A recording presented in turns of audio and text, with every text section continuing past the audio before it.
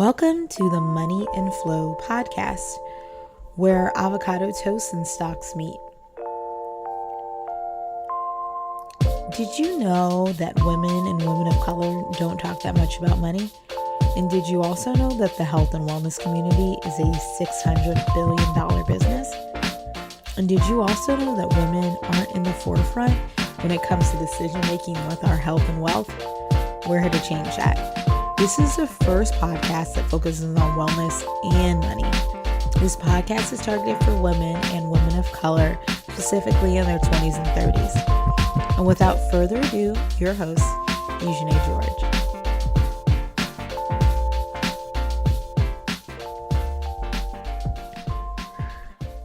Welcome to the Money and Flow podcast. I am your host, Eugenie George. Super excited because let me tell y'all, we are about to launch this Hermanas Series, okay?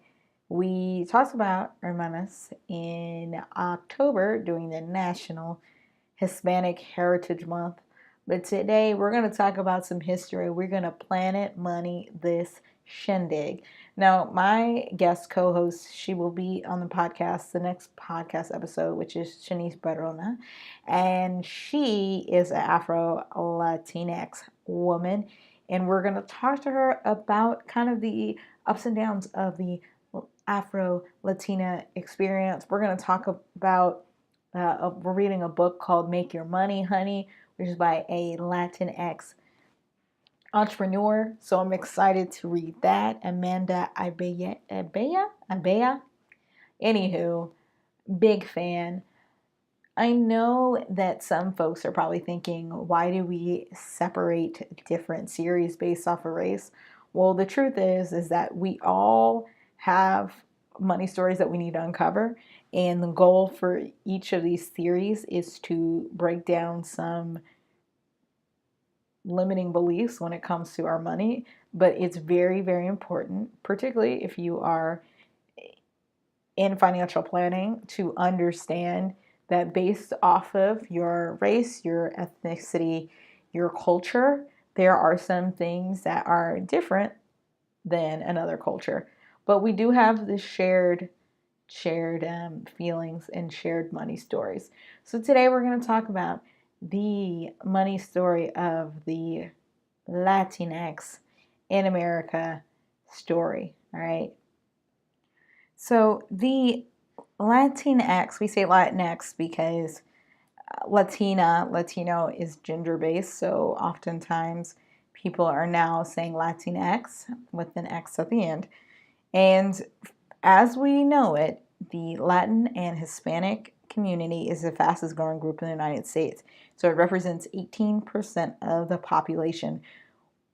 But when we look at our Latinx hermanas, our Latinx family members, their median income is around $46,000 annually. And compared to white families, which their median income is $61,000, that is far behind. The thing that's also very frustrating is that the Latinx or Latina equal women's payday is the last one on the list, so November 1st. So it takes 11 months to reach a white male's equal or dollar. So that's like absolutely atrocious. And that's something that we need to talk about, because if we don't talk about it, then we can't make a full change. So as I was writing my book, I was thinking, okay, how can we really talk about this? Because I grew up in California, and if you've been around Latinx folks, they are amazing people. How many times have I taken Spanish? I've lived in the DR for a couple of months. I've gone to Costa Rica. Like, I am a huge fan of Latin culture. I'm a huge fan of tacos. You know what I'm saying? Like, I'm very, very happy to know and love the Latinx community. I mean, my first baby boo was a Jose, okay? So what I'm trying to explain to you is that I have a passion for Latinx people, which I don't know if that's a microaggression, saying passion. That's kind of frustrating, but that was the first thought that came to my brain. But anywho, when we're looking at poverty and we're looking at medium income, we need to really talk about how we can bridge this gap. So what's really frustrating is in America, the Latinx poverty rate has hovered around 20% for the past 40 years. And that's according to Prosperity Now. And there's also been a lot of crazy political laws that have consistently redefined the problem of immigration, particularly from Latin America, which has been going on for the past 100 years. So the problem with deportation has been a consistent struggle, and we have dehumanized the Latinx community in a very huge way. So we're going to talk about that. For some of y'all who have read The Color of Wealth, I congratulate you because one, that book is very difficult to get through, and two, it pretty much breaks down each culture's money story based off of race and timeline. So I was fortunate enough to read it. I highly suggest if anybody wants to learn more about it, that is a great place to start.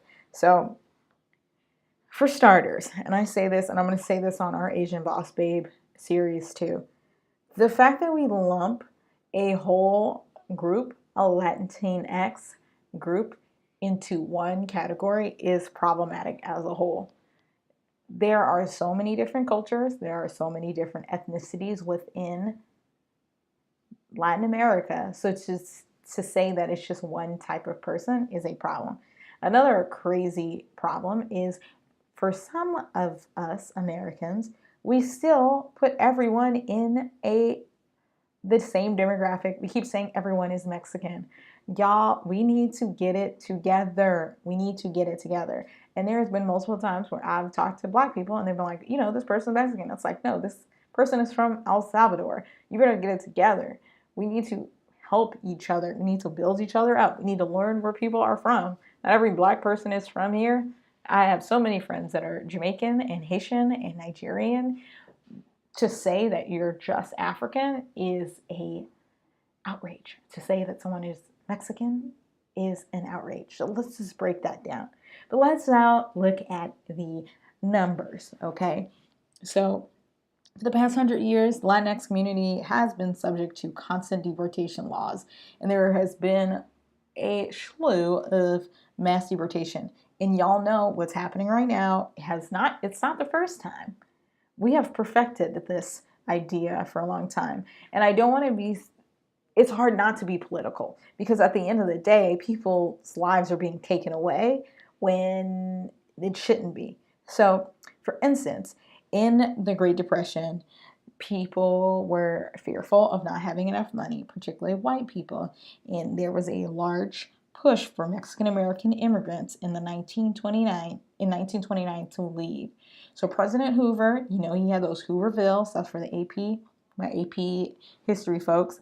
And President Hoover agreed to the first mass deportation of Mexican Americans. And they called it Mexican repatriation. Repatriation? Yes. And that was the first round. And so they raided a whole bunch of people in Los Angeles, even if they weren't Mexican. They said, do you have your papers? People didn't have their papers because most people don't bring their passport everywhere they go. So they didn't have their papers, and they put a bunch of people on a train station. All right. So it was actually estimated that 60% of those folks were American citizens. So many Mexican Americans and just Latinx community people were being left without their family members. There was this one really sad story that I had listened to where this this American citizen talked about how one day his dad was there, and then one day his dad and every male was left. They were all taken away, and he had to basically build pieces from his family being taken away. That is unconsciously a part of the Latinx experience and a part of the Latinx money story. So really think about that when you're talking to someone that is of Latin descent. what is going on? There is always a constant fear of something being taken away. It's very similar to the Asian American community, and we'll talk about that during the Asian Boss Babe series, but it's also very common to the Native American experience. So this is a complete outrage that President Hoover did that, but it's not uncommon because we have perfected fear through ethnicity for a very long time, okay? So that went away. Some of the folks actually were able to come back on working visas, but when you take someone away, when you are abducted by plain sight, that is a problem. And because of that, the Mexican American children were left without family members in a stable family unit. And this also plays a huge part of why building wealth, people are hovering around 20% of poverty. That is a large, large number. So fast forward to 1954, there was a whole brand new wave of U.S. immigration, and people started having that fear again. Oh goodness, they're taking our jobs, they're doing all this terrible stuff. And President Eisenhower approved the Operation Wetback. Now, for some of y'all that have taken sociology, I remember when I read this, I said, first of all, how dare you call someone a wetback? But two, like, this is an abomination. It is a literal abomination. So the mass deportation of Mexican Americans happened again, and they removed over 1 million people. That's what's estimated. So the people that had Hispanic sounding names were deported again. And even people that were living in the United States legally were disrupted by the ability to build wealth within their community. So we have 1929, we have 1959. My dad was born in 1953.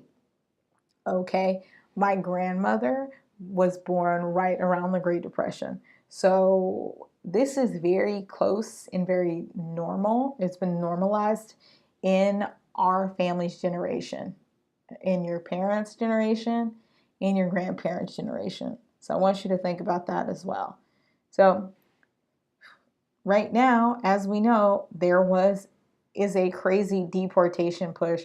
I really don't want to get into it because that really burns my gears, but I want everyone to really think about when you listen to Latinx people, when you listen to the Hispanic community, there is a reason why a lot of folks are not dabbling into financial planning yet. There is a constant stress of immigration, and the risk of deportation is always on the back of people's minds. You know, when we talk about securing a seat, my favorite person is one of my favorite people is Minda Harts and she has a podcast called Secure the Seat.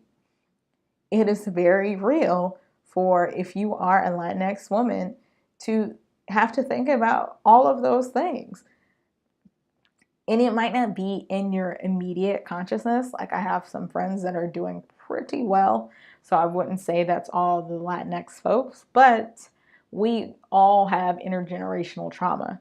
So I really wanted to get that kind of across is in our money story, when we're trying to push forward, there is this constant fear of things being taken away, particularly if you are a woman of color.